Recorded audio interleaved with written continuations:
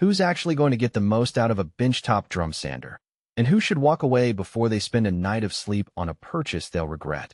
If you're a hobbyist who only sands a few small projects a month, does the JWDS 1020 justify its price tag? Or will you end up with a piece of metal that sits idle while you're still using a random piece of sandpaper on a block? Link is in the description if you want to check the product details on Amazon.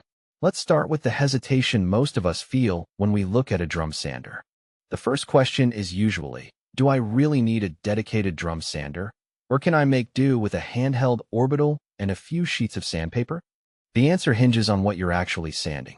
If you regularly shape medium-density hardwoods, do flat panel cabinet doors, or need that perfectly uniform surface on a tabletop, the drum sander can shave minutes off a job that would otherwise take hours of hand sanding.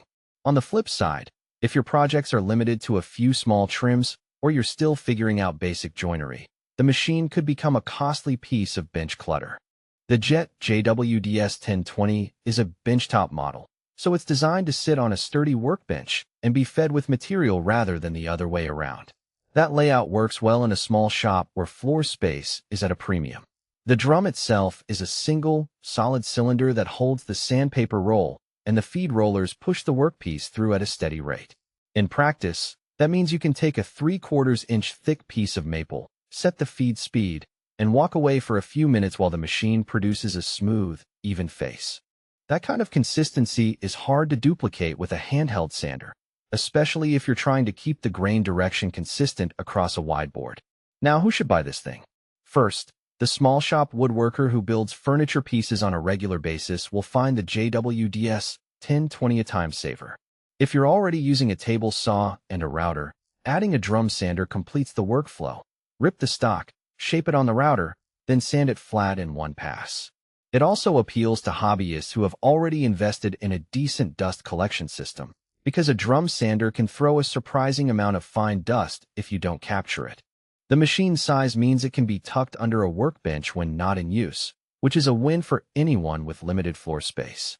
Conversely, if you're just starting out and your budget is still stretched thin, you might skip the JWDS 1020.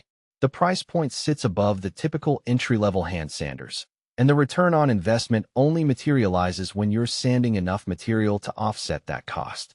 Another group that should pass is the woodworker who mainly works with softwoods or already has a belt sander that can handle the same jobs. A belt sander can be more forgiving on delicate pieces, while a drum sander can quickly gouge a soft piece if the feed rate is set too fast. So, for softwood projects, the drum can be more of a liability than a helper.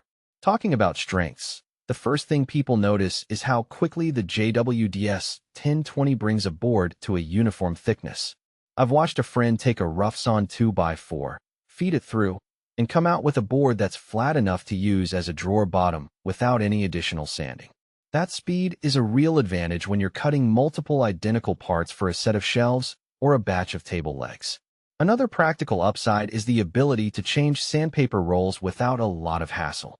The drum's design lets you roll a fresh sheet on, tension it, and you're back in business within a minute. That quick turnover keeps the workflow smooth, especially in a production run. On the downside, the JWDS 1020 does have a few hidden trade-offs that show up once you've got it in your shop. The feed rollers, while sturdy, can be a bit unforgiving on very thin pieces.